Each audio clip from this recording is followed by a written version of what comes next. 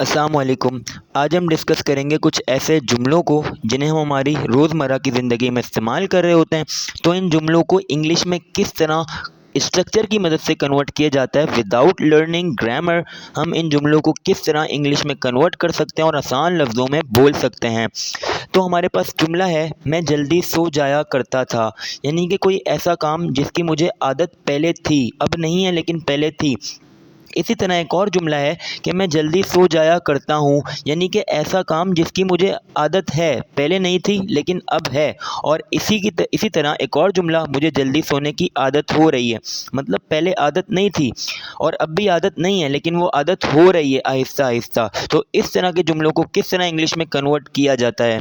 इस तरह के सेंटेंसेस को इंग्लिश में कन्वर्ट करने के लिए आपके पास एक ही फ्रेजल वर्ब का इस्तेमाल किया जाता है, that is use to.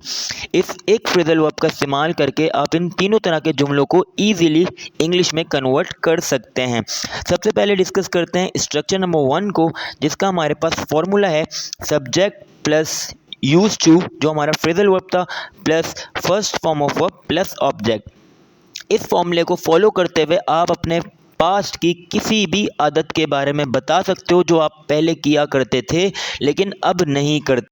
Example के लिए हम कुछ सेंटेंसेस को डिस्कस कर लेते हैं। फॉर एग्जाम्पल हमारे पास एक जुमला है, मैं पहले सब्जियां खाया करता था। तो ये आपके पास्ट की एक हैबिट को बता रहा है कि कोई ऐसा काम जो आप पहले करते थे लेकिन अब आप सब्जियां नहीं खाते।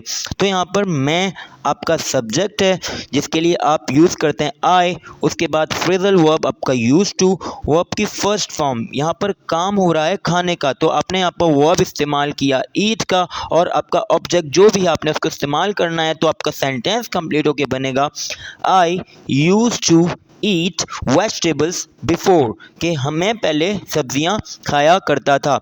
इसी तरह एक और जुमला है आपके पास, मैं स्कूल पैदल जाया करता था। यानी कि आप किसी को बता रहे हो कि आप स्कूल कैसे जाए थे, तो आपने बताया कि मैं स्कूल पैदल जाया करता था। ये आपके पास्ट की एक हैबिट है।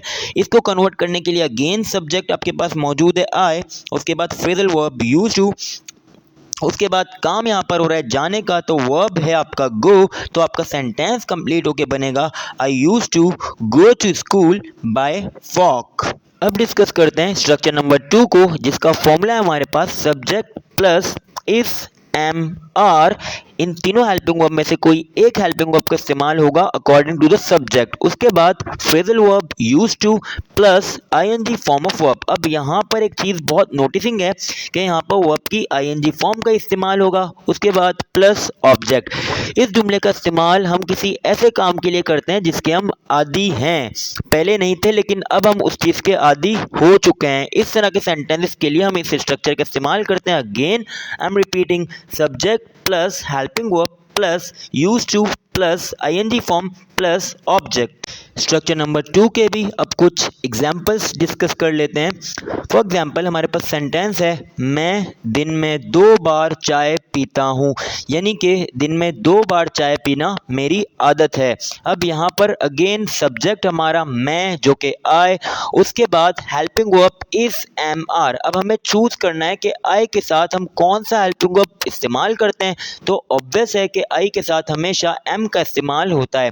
उसके बाद आपका phrasal verb use to, and after that verb की आईएनजी फॉर्म हैविंग का यूज करोगे और आपका object tea twice a day. तो कंप्लीट सेंटेंस आपका बनेगा I am use to having tea twice a day. और एग्जाम्पल नंबर 2 है हमारे पास, मेरी वालदा मुझे डांटती रहती हैं। यानी कि मेरी वालदा मुझे अक्सर डांटती हैं, हैबिचुअल हो गई हैं वो डांटने की। तो इस सेंटेंस को हम किस तरह कन्वर्ट कर सकते हैं, यहाँ पर सब्जेक्ट है मेरी वालदा, दैट इज माय मदर।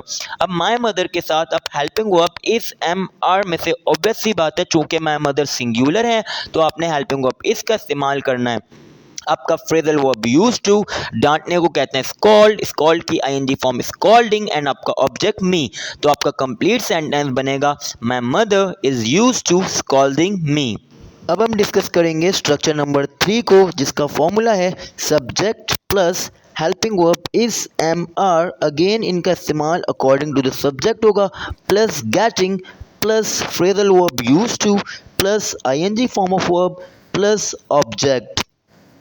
ये स्ट्रक्चर इस्तेमाल होता है किसी ऐसे काम को बताने के लिए जिसके हम आदी होते जा रहे हैं, अभी मुकम्मल तौर पर हुए नहीं हैं लेकिन होते जा रहे हैं।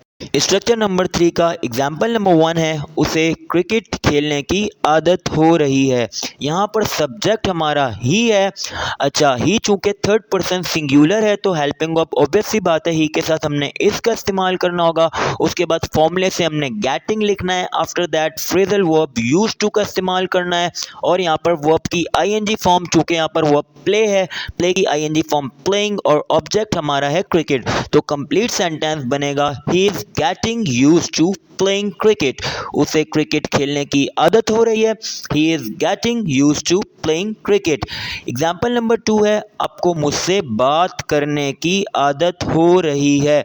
आपको, उसके लिए हम सब्जेक्ट इस्तेमाल करेंगे यू, और यू के साथ हेल्पिंग वर्ब सिर्फ और सिर्फ आर का इस्तेमाल होता है। अगेन फॉर्मूले से गेटिंग, फिर फ्रेजल वर्ब यूज्ड टू, उसके बाद यहाँ पर बात करना वर्ब है हमारा यानी कि टॉक, और टॉक की आईएनजी फॉर्म है टॉकिंग, ऑब्जेक्ट है टू मी, तो मुकम्मल सेंटेंस बनेगा you are getting used to talking to me. आपको मुझसे बात करने की आदत हो रही है। You are getting used to talking to me.